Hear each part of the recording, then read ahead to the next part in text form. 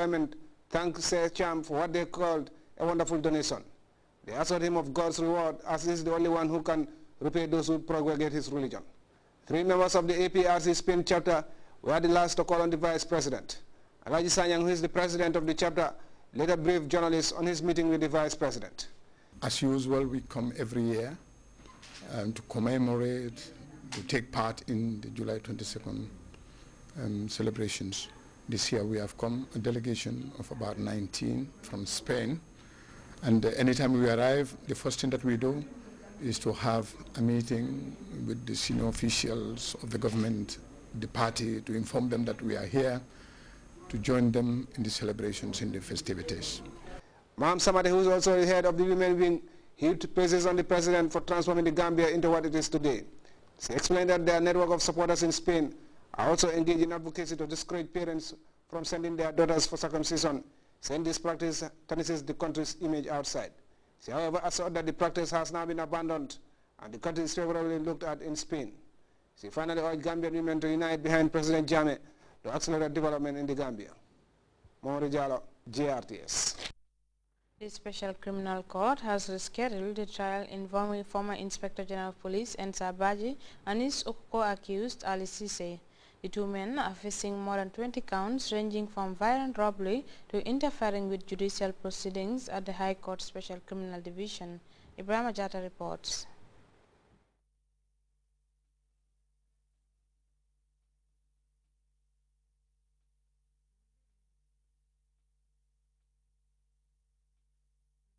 We apologize for that. And still on legal matters, Justice Joseph Enwa Ikpala has convicted 5 Nigerian nationals and a Gambian charged with abduction while discharging the 6 accused at the Special Criminal Division of the High Court. Ibrahim Ajata again. Violent robbery, criminal aiding and abetting among 15 of these counts are meant solely for the former police boss. Ibrahim Ajata, GRTS. We apologize again. The Youth Against AIDS Network, a UN AIDS-funded group, has convened a day's forum to review the National Youth Policy Guideline on the prevention of HIV/AIDS. The meeting, which drew participants from various institutions, is seeking to strengthen efforts towards mitigating the spread of AIDS. Ajia Misise has more. Recent developments have shown that the number of annual AIDS-related deaths worldwide has steadily been decreasing from the peak 2.1 million in 2004 to an estimated 1.8 million. The decline reflects on the increased care and support given to people living with AIDS and the various strides taken by governments to curb the disease.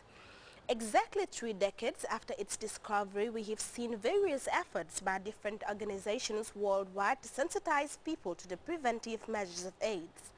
Children, particularly in developing countries, are seen as the most vulnerable as a result of the absence of youth-friendly healthcare services.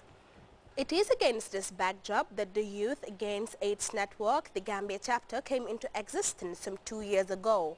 Its activities are focused directly on the youth, as the high rate of infections are among the 10 to 24 age bracket.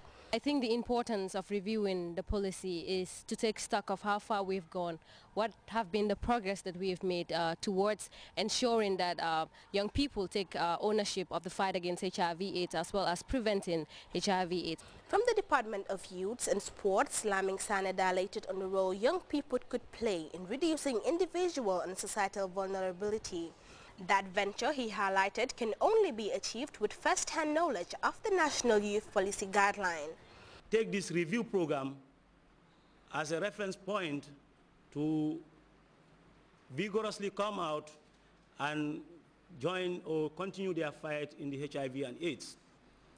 Because we definitely would not underestimate your interventions over the years.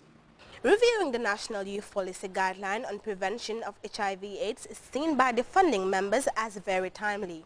Lamin Kamara emphasized the importance of the initiative. So for us at the level of UNAIDS, this is really very, very important because it's going to map out important strategies that young people are going to employ in the response to HIV and AIDS now and in the future. Increasing awareness among young people on some of the key vital elements in HIV and AIDS prevention is expected to provide for the reduction rate in the spread of the virus. For GRTS News, I am Ajay Sise.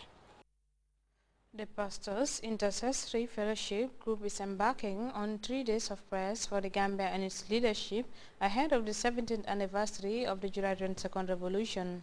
The move, which is the 14th of its kind, is centered on the theme Dawn of a New Era. As Samuel Bar reports, the faithful, who are joined by Bishop Ukechukwu of Nigeria, are seeking God's blessings as the country prepares to celebrate 17 years of achievement registered by the Jammeh administration. The Intercessory Fellowship Group is one body that has taken it upon itself to pray for the country and its leadership for a smooth discharge of national duties. Established some 8 years ago, the Pastors Intercessory Fellowship Group is said to have since then taken part in numerous national events through prayer, something the group's founder believes is key to nation building. It's all about praying for the nation and the leaders, because I found out that the nation needs prayers, to keep the peace going, the security and the stability. Bishop Ikechukwu Umeayo, president of the Nigeria-based Living Word Anointed Ministries, explained that his mission to the Gambia is meant to join his brethren in what is said to be another successful commemoration of the 17th anniversary of the July 22nd Revolution. The visiting bishop believes that praying for a nation and its leadership, as he makes reference to Psalm 122 of the Holy Bible. To lead is not easy. That is why we need to stand for them in prayer, calling on God to help them and assist them, because by their own wisdom they cannot do it, but by the wisdom of God they can go forward.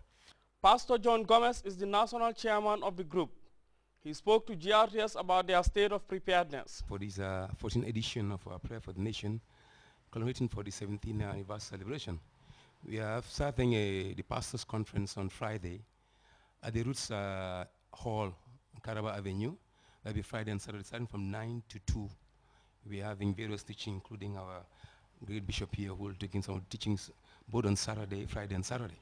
Also on Sunday, also we're having the grand prayer for the whole nation. Although we have the seminars, the prayer conference with prayers, but we're going to end on Sunday at the GPI, Guy Pastor Institute at Caraba Avenue.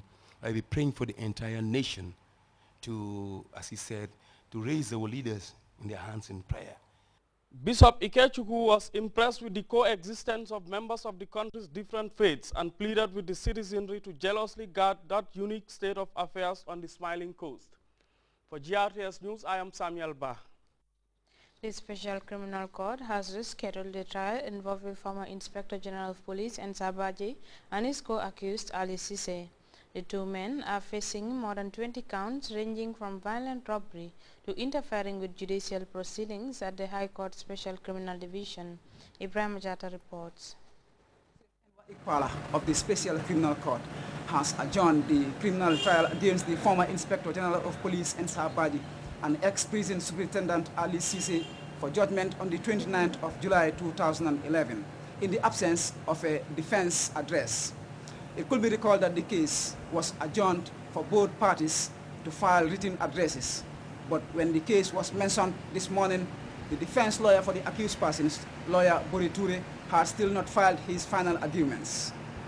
Lawyer Boriture told the Special Criminal Court that he was unable to file his address due to some problems with his laptop. The defense counsel asked the court to extend the time allocated in order to file his closing arguments. But prosecution led by the Deputy Director of Public Prosecutions, S.H. Mbahum, opposed the application, asserting that they had agreed on non-extension of the dates provided in the last sitting. In his ruling, the presiding judge, Justice Joseph Enwa Ikpala, revealed that parties had agreed on non-extension of the time allocated, and since prosecution has asked the court to proceed with judgment, he is going to do just that. The presiding judge subsequently adjourned the case to the 29th of July 2011 for judgment. Ensa Baji and Ali Sise are facing 21 counts of abuse of office, violent robbery, criminal aiding and abetting, among others, at the Special Criminal Court. 15 of these counts are meant solely for the former police boss. Ibrahim Jata, GRTS. And still on legal matters, Justice N.Y. Ikpala has convicted 5 Nigerian nationals and a Gambian charged with abduction while discharging the 6th accused at the Special Criminal Division of the